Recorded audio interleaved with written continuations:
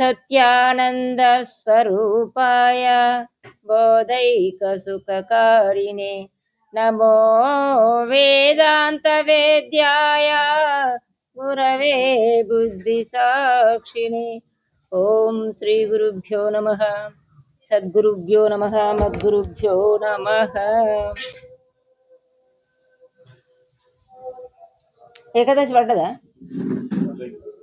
ఏకాదశి అంటే ఇక గిద జయంతి చేసినట్టు ఇక. ఓం శ్రీ గురుభ్యో నమః. ఈరోజు భగవద్గీత పుట్టినరోజు. మనుషులకు ఉన్నట్టే భగవద్గీత దేవుళ్ళకు ఉన్నట్టే గీత పుస్తకం కూడా పుట్టినరోజు జరగడము చేస్తున్నాం మనం. గీతలో ఉన్నాయి 18 అధ్యాయాలు. గీత యుద్ధం జరిగింది 18 రోజులు. మరి గీత 18 రోజులు యుద్ధం జరిగితే గీత అర్జునుడికి చెప్పుడు అయిపోయినాక మొదలైందా, 18 రోజులు జరిగిందా?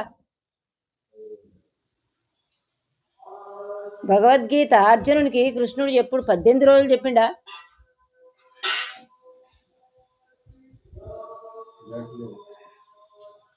చెప్పలే. 18 రోజులు.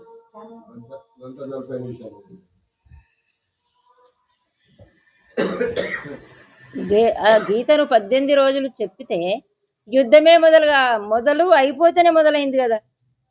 గీత బోధించడం అయిన తర్వాతనే యుద్ధం మొదలైంది. కాబట్టి గీత ఒక్కటే రోజులో చెప్పింది. ఇదంతా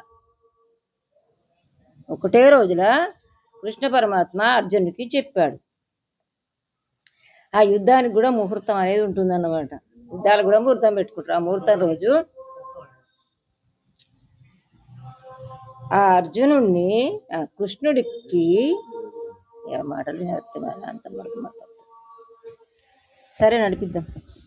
అది జత్రలా కూడా ఉపన్యాసాలు చెప్పాను. జత్రలు అక్కడ అంటే అర్జునుడు యుద్ధం చేయని ఎందుకు అన్నాడు? చేత్తనని ఎందుకు ముందటికి వచ్చిండు? మొదట చేత్తనని ముందటికి వచ్చిండు. వచ్చిన తర్వాత చేయనని ఎందుకు అన్నాడు? చేత్తన్నాడు. చేత్త అన్నవేంది, చేయకుంటుంటున్నావు ఏంటంటే అంటే షార్ట్ కట్ చెప్తున్నాను అన్నమాట. అదంతా కాకుండా ప్రాముఖ్యమైనటువంటి విషయాలు ఆయన యుద్ధం ఎందుకు చేయన్నాడు, మళ్ళీ ఎందుకు చేస్తాని ముందుకు వచ్చిండు, ఎందుకు చేయన్నాడు అంటే మమకారం చేత బంధువులందరినీ చూసి ఆయనకు జాలి కలిగింది. రథాన్ని తీసుకపో కృష్ణ, నా రథము ముందుకు తీసుకపో, నేను ఎవరితో యుద్ధం చేయనో ఎవరితో యుద్ధం చేయకూడదో దాని గురించి నేను చూస్తా అంటే తీసుకెళ్ళి ఎక్కడ ఉంచాడు? ద్రోణాచార్యుడు, భీష్మాచార్యుడు ప్రముఖమైనటువంటి వాళ్ళు ఉన్న చోట నిలిపాడు. ఏడైతే ఎవరిని చూస్తే వీరికి జాలి కలుగుతుందో అక్కడ ఉంచాడు. అప్పుడు వారిని చూసి అర్జునుడు ఆలోచన ఎక్కడిది చూస్తేనే అనుకుబుట్టింది, నేను వీళ్ళందరినీ చంపడమా, ఇది సబబు కాదని చెప్పి ఆయన ఎప్పుడే విరక్తి నొంది గగురుబాటు కలిగింది. గాంధీవం చేయి నుంచి జారిపోతుంది, మూలబడిపోయాడు. అప్పుడు కదా భగవద్గీత స్టార్ట్ అయింది.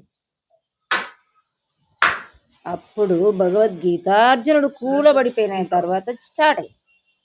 అందుకు దాని స్టార్ట్ అయిందంటే ఎప్పుడు అయితే ఎందువల్ల మళ్ళా ఆయనే మళ్ళీ చివరికి వచ్చాడు. ఏమన్నాడు? నష్టో మోహ స్మృతిర్లబ్ధ తత్ప్రసాదాన్ మయచ్యుత. ఇంతవరదాకా నీ బోధలు విన్నందువల్ల నా మోహమంతా నశించిపోయింది.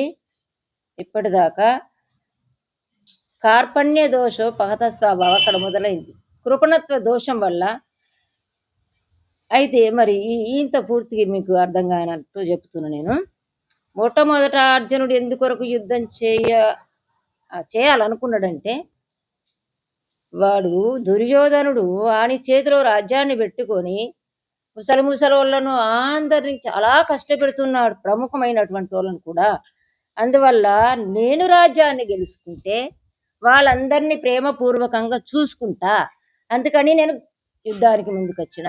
కానీ వాళ్ళే చావుకు ఎదురెగిది చంపడానికి కూడా భయపడకుండా ముందుకు వచ్చారు కాబట్టి నేను ఎవరిని ఉద్ధరించగలుగుతా, నేను ఎవరిను ప్రశాంతంగా ఉంచగలుగుతా యుద్ధం చేస్తే.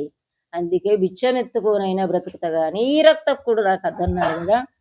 అటువంటి మాటలు తర్వాత, అర్జున చచ్చేవాడెవడూ లేడు, పుట్టేవాడెవడూ లేడు, నువ్వు చంపినా నువ్వు చంపకున్నా వాళ్ళు ఇంతవరకే చావబడి ఉన్నారు, నిమిత్త మాత్రమే. అది ఆనతే పాడైంది. బల్లిడబడుడేంది, గిట్లవుడేంది, ఇవన్నీ అంటుంటారు చూడు, అది ఆనతంతే. నువ్వు ఇట్లా పుట్టినందువల్ల అర్జునుని వల్ల యుద్ధం జరిగింది, ఈ కౌరవులు మరణించారని పేరు కొరకే కానీ నువ్వు చేసేది ఏం లేదు అన్న. అందుకనే అర్జునుడు రథం పైన నిల్చొని వెనుకకు చూస్తూ కృష్ణ ఎషయ్ అంటేనే ఎత్తాడు, లేకపోతే చూస్తాడు. ఆయన సొంతంగా మాత్రం ఏది చేయడు. 5 నిమిషాలు అయినట్టేనా?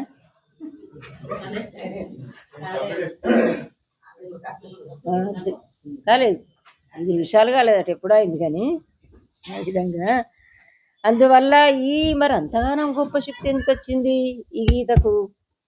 అటువంటి యుద్ధాలు ఎన్నో జరిగినాయి, అటువంటి బోధలు ఎన్నో జరిగినాయి. మరి ఇది ఎప్పుడు పుట్టింది భగవద్గీత? ఇంతకంటే ముందు మొన్ననే ద్వాపర యుగంలో చివరికి కాదు ఇది. మహాత్మ్యంలో జనకుని పేరు ఎందుకు వచ్చింది అంటే ఇంతవరకు ఎప్పుడో చెప్పబడింది, ఎప్పుడో పుట్టింది. కానీ మళ్ళీ అదంతా క్రోడీకరించి నీకు చెప్తున్నాను అని చెప్పి అర్జునుడికి కృష్ణ పరమాత్మ బోధించాడు. మరి ఆయన సొంతంగానే ఆలోచించి అటువంటి సారం కాదు అది. ఉపనిషత్తుల వేదాల సారము ఉపనిషత్తుల సారము భగవద్గీతగా కృష్ణ పరమాత్మ అర్జునుడికి బోధించాడు.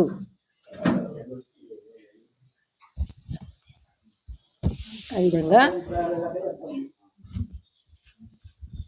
చాలు, కొంచెమైతే ఏదైనా మంచి